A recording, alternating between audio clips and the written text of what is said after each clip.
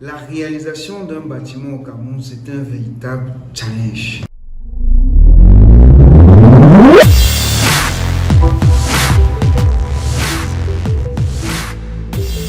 Salut à tous, je me nomme Cédric Nguélémou. Ici, nous parlerons de génie civil, d'architecture et de réalisation de bâtiments.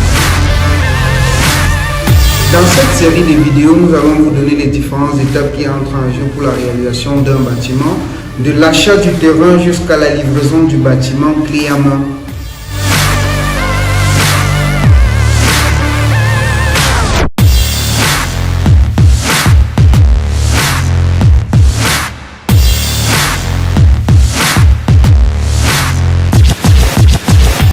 Le gros œuvre pour un bâtiment.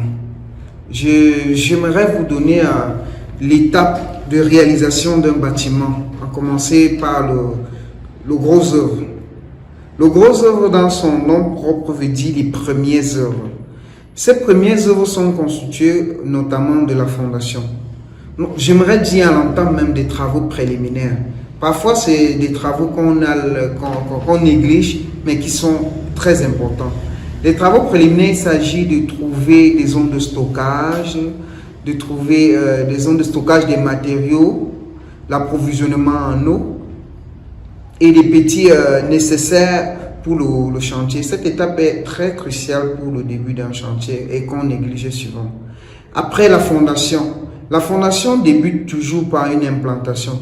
Il faut pouvoir maîtriser l'implantation.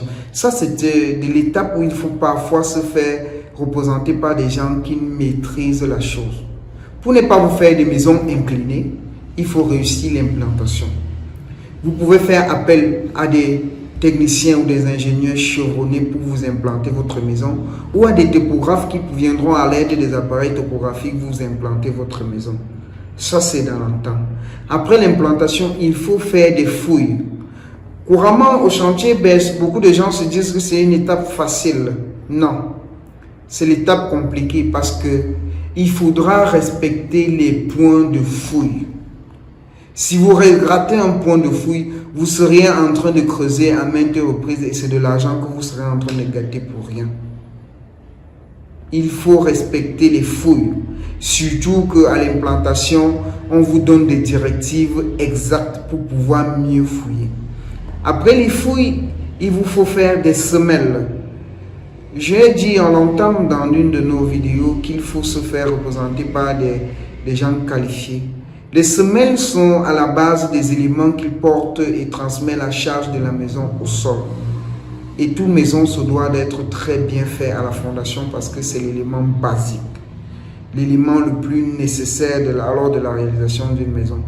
Il est donc évident d'appeler un expérimenté pour pouvoir vérifier si les semelles que nous voulons couler ou que nous voulons mettre en place respectent les normes proscrites par l'étude, à savoir le dosage du béton, l'épaisseur de la semelle, les sections d'armature qui entrent en semelle pour la semelle. Est-ce que tout ça est respecté? Si tout ça est respecté, oui. On peut couler les semelles, on pourra ensuite faire des amorces de poteaux pour pouvoir ressortir la fondation du sol. Et pour finir la fondation, on pourra faire des londrines, couramment pour dire chaînage au sol comme les autres le disent au quartier. Et après, on fera un remblai.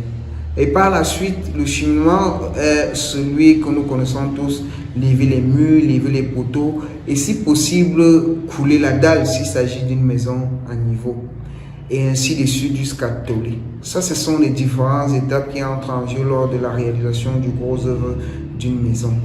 Et j'insiste et je réinsiste, si vous faites une maison de grande structure, mettez toujours un ingénieur de suivi qui sera toujours là pour respecter tous les normes demandées par l'étude. Parce que dans la réalisation d'un bâtiment, surtout en gros œuvre, il s'agit juste d'une petite erreur. Il peut s'agir du tissage d'un fer qui a été mal fait, qui a conduit à la ruine de toute une maison. Veillons à ce que nos maisons soient réalisées selon les normes proscrites par les études en vigueur. Merci de vous abonner, de liker, partager et surtout d'activer la cloche de notification.